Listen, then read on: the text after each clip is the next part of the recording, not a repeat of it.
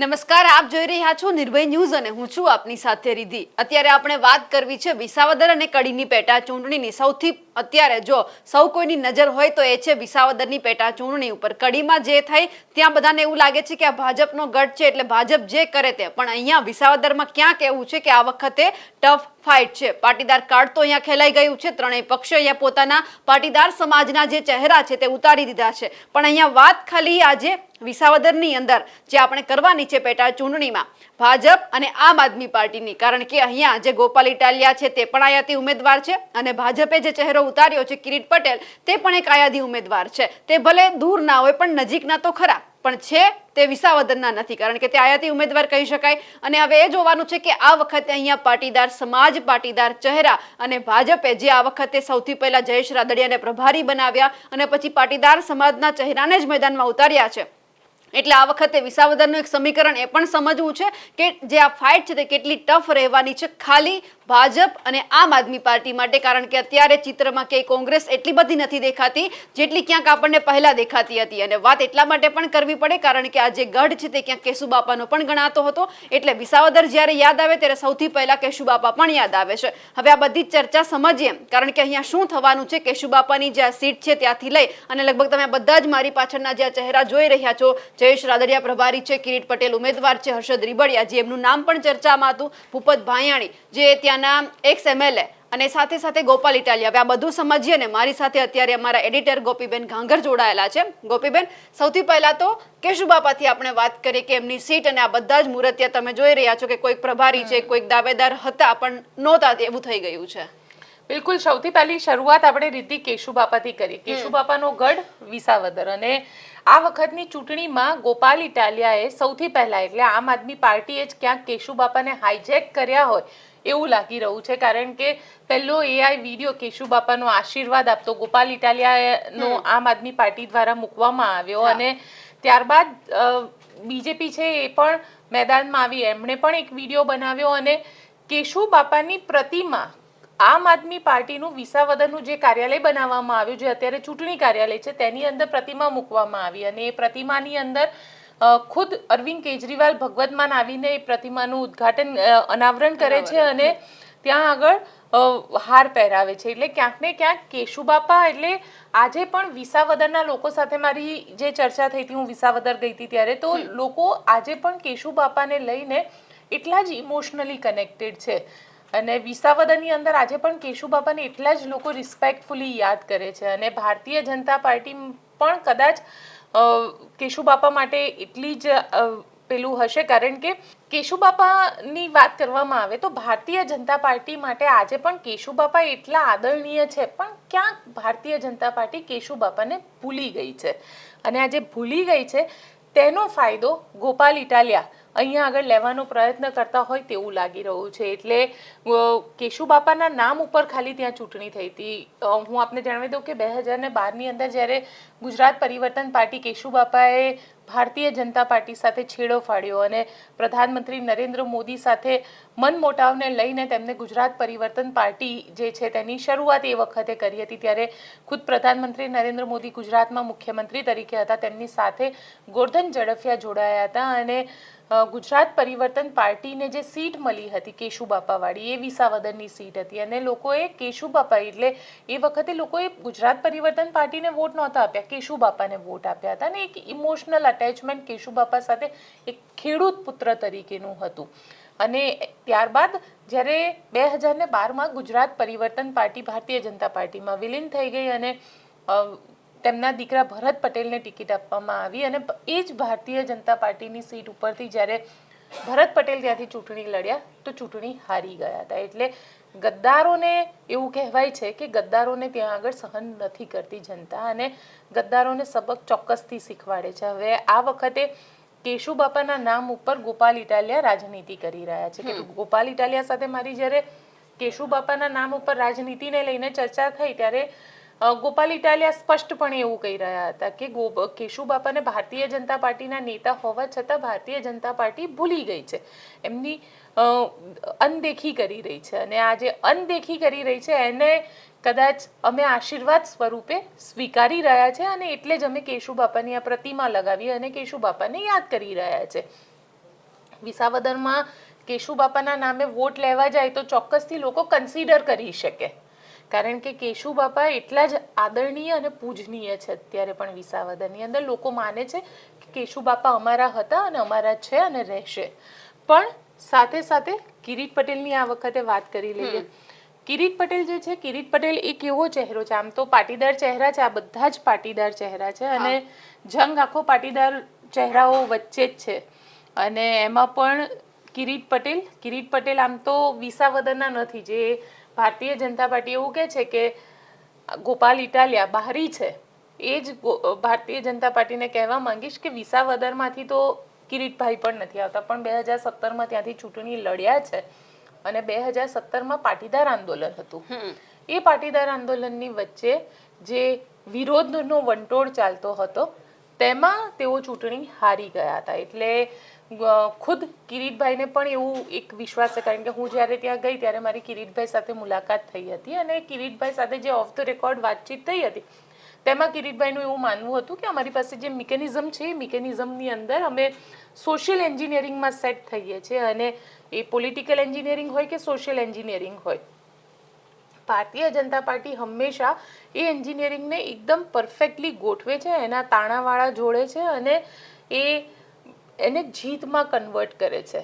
ગોપાલ ઇટાલિયા માટે સૌથી મોટી ચેલેન્જ આ વખતે એ જ રહેશે કે એ સોશિયલ એન્જિનિયરિંગમાં તો જઈ રહ્યા છે પણ પોલિટિકલ એન્જિનિયરિંગમાં ફિટ નથી થઈ રહ્યા, કારણ કે પોલિટિકલ એન્જિનિયરિંગમાં ક્યાંક ને ક્યાંક તમારે સંગઠન પાવર જોઈએ, ત્યાં આગળ તમારા બૂથ લેવલના કાર્યકર્તા જોઈએ, ત્યાં તમારે એક પન્ના પ્રમુખ, જે રીતે માઇક્રો પ્લાનિંગ છે ભારતીય જનતા પાર્ટીનું, જે ગોપાલ ઇટાલિયાનું નથી. પ્લસ આમ આદમી પાર્ટીના ભૂપત ભાયણી, જેને આમ આદમી પાર્ટીના નામ ઉપર વોટ લીધા અને પછી ગદ્દારી કરી અને ભારતીય જનતા પાર્ટીમાં જતા રહ્યા, તો આમ આદમી પાર્ટી માટેનો જે ગુસ્સો છે એ પણ કદાચ ગોપાલ ઇટાલિયાને આ વખતે ભારે પડી શકે છે. રીતિ સાથે જ એ સમીકરણ પણ સમજવું છે કે ભાજપે ઉમેદવાર જાહેર નહોતા કર્યા, જયેશ રાદડિયાને પ્રભારી બનાવી દીધા, તો ક્યાંક એમને ખબર હશે કે કિરીટ પટેલને ટિકિટ આપવાના છે, એટલે જયેશ રાદડિયાની પછી વાત કરીએ, તમે કિરીટ પટેલને મળ્યા, જ્યારે તમે ગયા હતા કે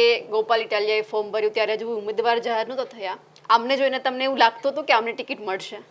બિલકુલ, કારણ કે જ્યારે હું કિરીટ પટેલને મળવા માટે પહોંચી ત્યાં આગળ અને એમની સાથે થોડી વાર બેઠી અને જે રીતે કૂલ થઈને જવાબ આપી રહ્યા હતા, એટલે ઓફ ધ રેકોર્ડ વાતચીત હતી અને ઓફ ધ રેકોર્ડ વાતચીતમાં જેટલા કૂલ મને દેખાતા હતા, એટલે હું બહાર નીકળી અને મેં તરત જ કીધું કે ભાઈ ટિકિટ આમની કન્ફર્મ થઈ ગઈ છે અને માટે જ આટલા શાંતિથી બેઠા છે. બાકી કોઈ પણ નેતા હોય ને તેમના ચહેરા ઉપર એક બેચેની ચોક્કસથી લાગે મળશે અને હા મળશે કે નહીં. પણ સૌથી મહત્વની વાત જે છે ભૂપત ભાયાણીને, આપણે ભૂપત ભાયાણીને પણ સમજવું પડશે. એ એમની ગણતરી પણ એટલા માટે સમજવી પડશે રીતિ, કારણ કે ભૂપત ભાયાણી જે દર વખતે આમ તો જોવા જઈએ તો આમ આદમી પાર્ટીમાંથી આવ્યા, ભૂપત ભાયાણીને એવું અશ્યોરન્સ આપવામાં આવ્યું હતું કે ભૂપત ભાયાણી જે છે એમને ટિકિટ આપવામાં આવશે, અને ભૂપત ભાયાણીએ જે લોજિક મને આપ્યું એ લોજિક પ્રમાણે એમને એવું હતું કે લોકસભાની ચૂંટણીની સાથે સાથે પેટા ચૂંટણી થશે અને એ જ પેટા ચૂંટણીમાં ભારતીય જનતા પાર્ટીના પ્રવાહમાં ભૂપત ભાયાણી પણ ટિકિટ અહીંયાથી ભારતીય જનતા પાર્ટીની ટિકિટ ઉપર ચૂંટણી જીતી જશે. પણ હર્ષદ રીબડિયાની પિટિશન હતી અને આ હર્ષદ રીબડિયાની પિટિશન હાઈકોર્ટની અંદર થયેલી હતી વિસાવદરની ચૂંટણીને લઈને, અને એ પિટિશનના કારણે જ લોકસભાની સાથે સાથે વિસાવદરની ચૂંટણી ન થઈ શકી. હા, જેના લીધે ભૂપત ભાયાણીનું જે સપનું હતું ને કે મને ચૂંટણી ત્યાંથી હું જીતી જઈશ, ભારતીય જનતા પાર્ટીમાંથી જીતી જઈશ, એ શક્ય ન બન્યું. જો એ લોકસભાની સાથે હોત તો કદાચ ભૂપત ભાયાણી જીતી જાત, પણ સ્થિતિ એ ઉદ્ભવી કે આ જે સમય મળી ગયો એ સમયની અંદર આમ આદમી પાર્ટીએ ત્યાં આગળ બધું જ ટેક ઓવર કરવા લાગ્યા, કારણ કે ભૂપત ભાયાણી હતા તો આમ આદમી પાર્ટીમાંથી, સંગઠન બી આમ આદમી પાર્ટીમાંથી હતું. જે ભૂપત ભાયાણી આખું સંગઠન લઈને ભારતીય જનતા પાર્ટીમાં જતા રહે એવું ન થઈ શક્યું, અને આમ આદમી પાર્ટીએ ત્યાં આગળ પહેલા જ પોતાનું જે વર્ચસ્વ છે એ જમાવાનું શરૂ કરી દીધું અને પોતે ધીરે ધીરે સંગઠનને ટેક ઓવર કરવા લાગ્યા. અને ગોપાલ ઇટાલિયા, કદાચ ગોપાલ ઇટાલિયા જે દિવસે ભૂપત ભાયાણીએ રાજીનામું આપ્યું ને એ જ દિવસે ગોપાલ ઇટાલિયાના મનમાં લડ્ડુ ફૂટી ગયો હશે, આવું હું સ્પષ્ટ માનું છું. અને એટલા માટે માનું છું કારણ કે ગોપાલ ઇટાલિયાને એ જ દિવસે ખબર હતી કે ચૂંટણી તો વિસાવદરમાં થશે અને મારે જ લડવાની છે. આ સ્પષ્ટ હતું. ત્યાં આગળ બહુ બધા લોકો મહેનત કરતા હતા. ત્યાં આમ આદમી પાર્ટીમાંથી રેશમા પટેલ પણ મહેનત કરતા હતા, એમને પણ ટિકિટ જોઈતી હતી. પણ ગોપાલ ઇટાલિયા બહુ જ શાંતિથી બેસી રહ્યા, ધીરે ધીરે ચોકટા એકદમ ગોઠવતા રહ્યા, વિસાવદરની અંદર જતા પણ આવતા જતા પણ રહ્યા, લોકો સાથે સંપર્ક કરતા રહ્યા. એટલે આમ જોવા જઈએ તો ભલે છેલ્લા 40 દિવસથી ગોપાલ ઇટાલિયા ત્યાં એડિંગો જમાવીને બેઠા હોય, પણ ગોપાલ ઇટાલિયા છેલ્લા 6 મહિનાથી ત્યાં આગળ મહેનત કરી રહ્યા હતા, લોકસભાની ચૂંટણી પછી તરતથી. એટલે સતત ત્યાં જતા આવતા રહેતા હતા. એટલે ક્યાંક એમને એમના માટે જે જમીન સમતલ કરવાની હતી એ સમતલ જમીન કરી દીધી હતી. ખેડૂતોના મુદ્દે ત્યાં આગળ ઊભા રહેતા હતા. ઇકો સેન્સિટિવ ઝોનના મુદ્દે આખું આંદોલન શરૂ કર્યું. પ્રવીણ રામે સૌથી વધારે મદદ કરી એની અંદર એમને, અને પ્રવીણ રામ ત્યાં આગળ ખૂબ એક્ટિવ છે. એમાં ગોપાલ ઇટાલિયાને એ પ્રવીણ રામની જે એક્ટિવનેસ છે અને ઇકો સેન્સિટિવ ઝોન મુદ્દે જે બબાલ આખી કરી, એ લોકોએ આંદોલન કર્યા, એનો ફાયદો ગોપાલ ઇટાલિયાને અત્યારે એવું લાગે છે કે મળી શકે. પરંતુ હર્ષદ રીબડિયા જેની આખું જો આપણે સમજવા જઈએ તો હર્ષદ રીબડિયાને આશા હતી કે મને ટિકિટ મળી જશે, પણ આ વખતે હર્ષદ રીબડિયાને ટિકિટ ન મળી. એટલે હર્ષદ રીબડિયા માટે હવે સવાલ એ ઊભો થઈ રહ્યો છે કે પોતે વિસાવદરના છે, સ્થાનિક છે, પોતાનું એક આખું નેટવર્ક છે, પણ નારાજગી છે કે મને ટિકિટ જોઈતી હતી ને ટિકિટ ન મળી. કિરીટ પટેલને કેટલી મદદ કરશે એ અહીંયા સવાલ ઊભો થઈ રહ્યો છે. કારણ કે હર્ષદ પટેલને ક્યાંક છેલ્લે સુધી આશા હતી કે ટિકિટ તો મને જ મળશે, કેમ કે મારી સતત એમની સાથે વાતચીત ચાલતી હતી અને એમને આશા હતી કે મને ટિકિટ મળી શકે છે, પણ ટિકિટ કિરીટ પટેલને મળી છે. હવે કિરીટ પટેલ પોતે રહે છે ત્યાંના.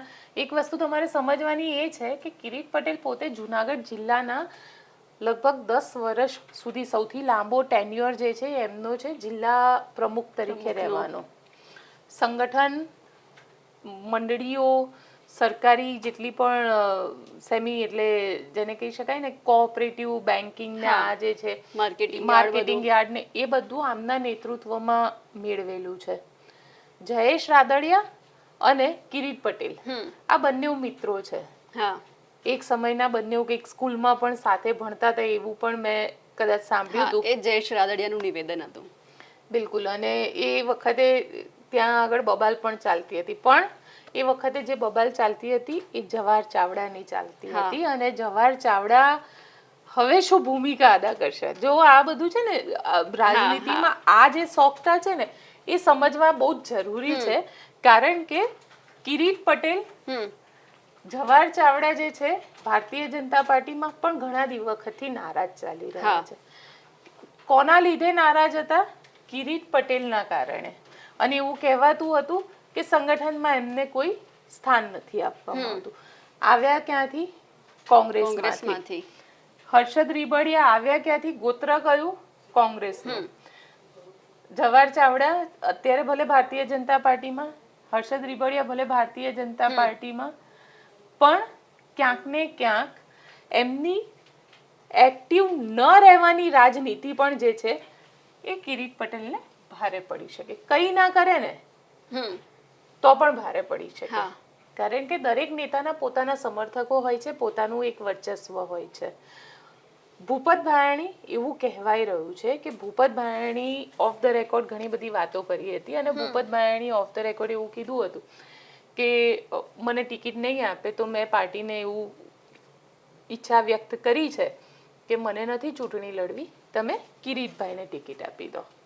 કારણ કે હક ભૂપત ભાયાણીનો હતો. જ્યારે ભૂપત ભાયાણી આમ આદમી પાર્ટી છોડીને આવ્યા હતા ત્યારે તેમને ભારતીય જનતા પાર્ટી દ્વારા પ્રોમિસ આપવામાં આવ્યું હતું કે ભૂપત ભાયાણીને અમે ટિકિટ આપીશું.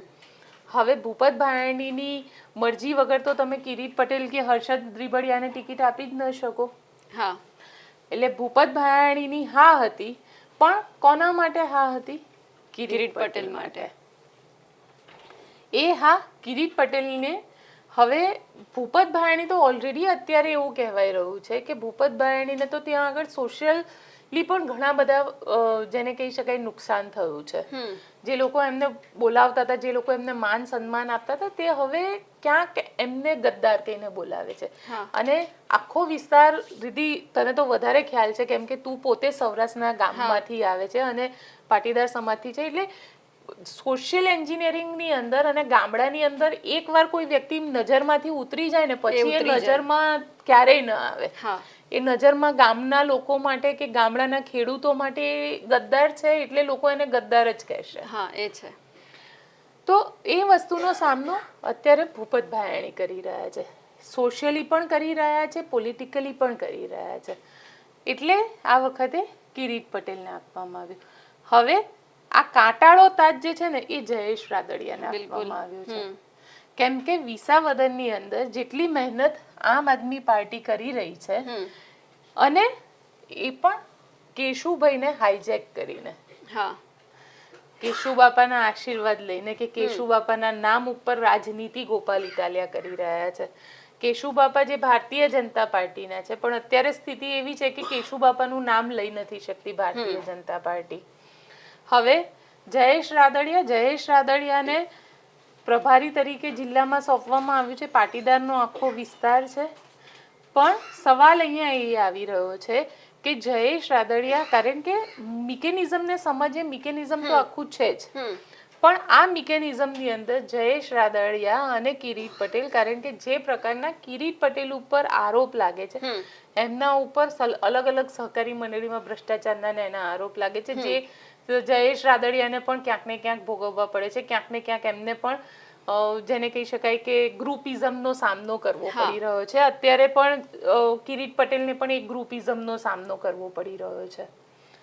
એટલે આ બંને ચહેરા માટે આમ જોવા જઈએ તો એ જયેશ રાદડિયા હોય કે કિરીટ પટેલ હોય, આ બંને પાસે મિકેનિઝમ છે, સોશિયલ એન્જિનિયરિંગ છે, બધું જ છે.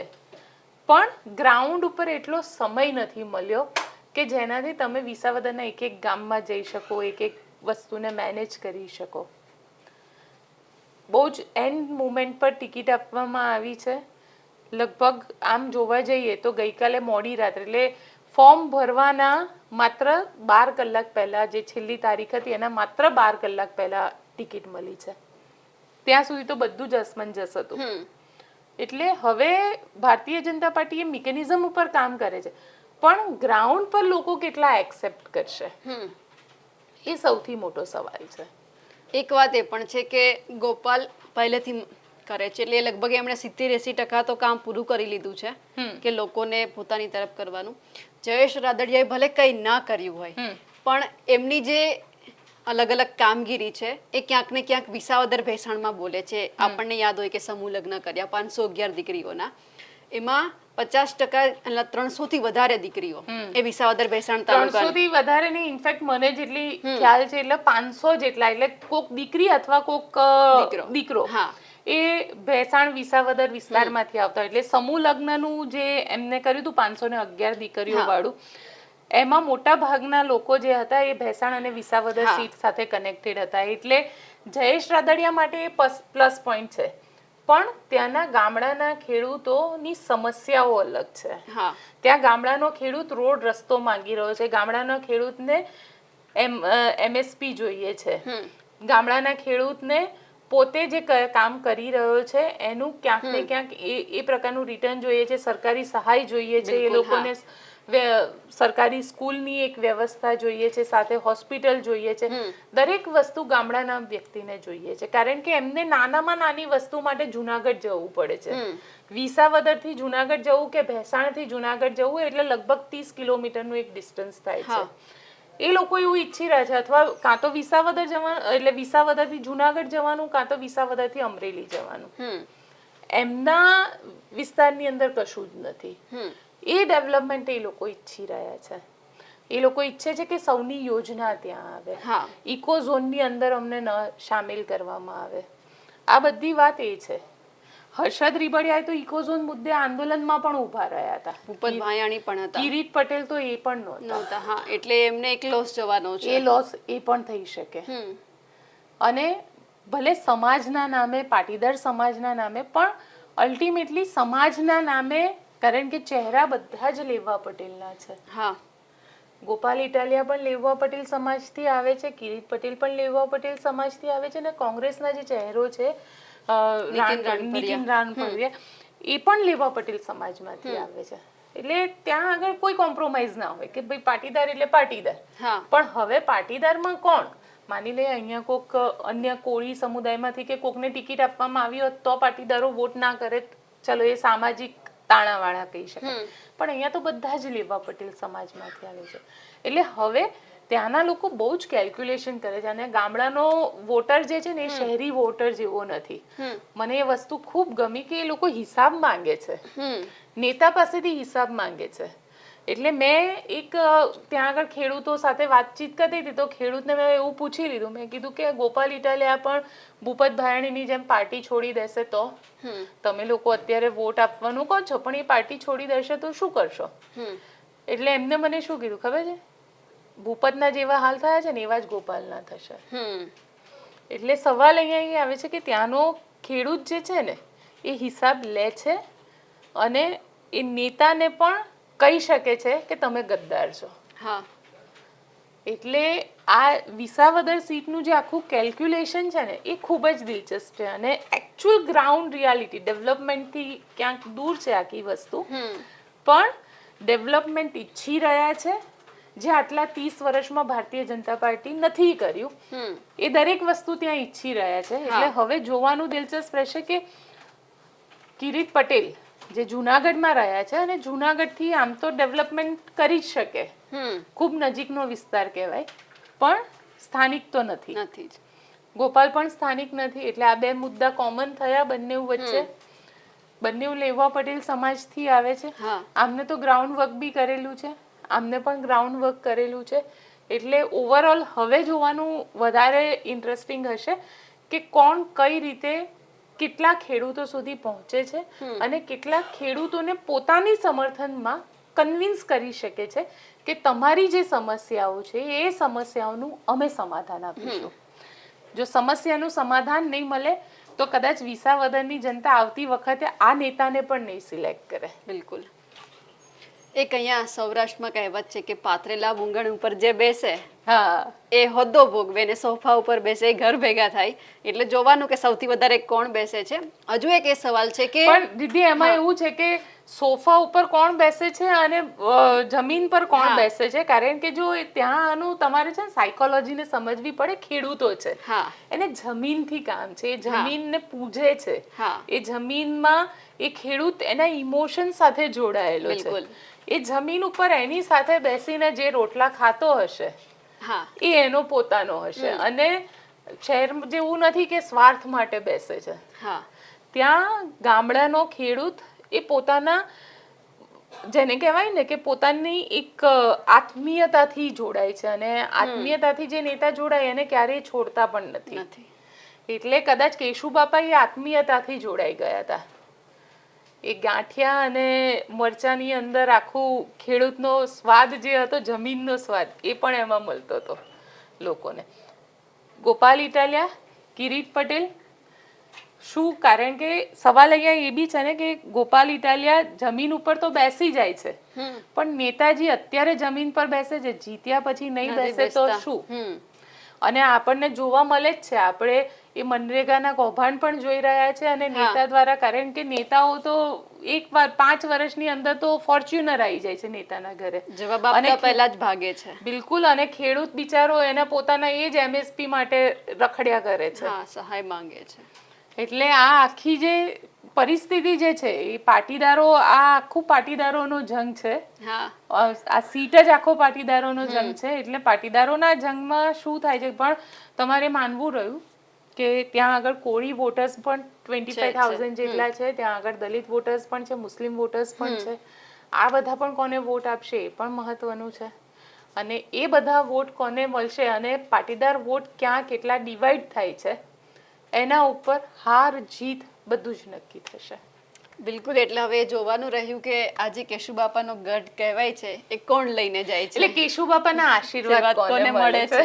શરૂઆત તો ગોપાલે કરી દીધી છે, હવે બીજા કોણ લઈને રહે છે. મને આશીર્વાદ મળ્યા, મને આશીર્વાદ મળ્યા, એવી રીતે આશીર્વાદ તમારે મહેનત કરવી પડે. તો હવે જોવાનું છે કે આ જે વિસાવદરનો જે કાંટાનો તાજ અત્યારે એવું કહેવાય છે કે જયેશ રાદડિયાના માથે છે કે કોને જીતાડે છે, કારણ કે એમના મિત્ર છે એટલે ભાજપ તરફ જાય છે આ પવન કે પછી ગોપાલ ઇટાલિયા સીટ જીતીને બતાવે છે. તો સમય આવે જ નક્કી થશે. અમારા અહેવાલને લઈને અને તમે જો વિસાવદરનું જ્ઞાતિ સમીકરણ કે પછી આ બધી વાત જાણતા હોય તો અમને કમેન્ટ કરીને ચોક્કસથી જણાવજો. સાથે જ અમારી નિર્ભય ન્યૂઝ ચેનલને લાઇક, શેર અને સબસ્ક્રાઇબ કરવાનું ભૂલશો નહીં. નમસ્કાર.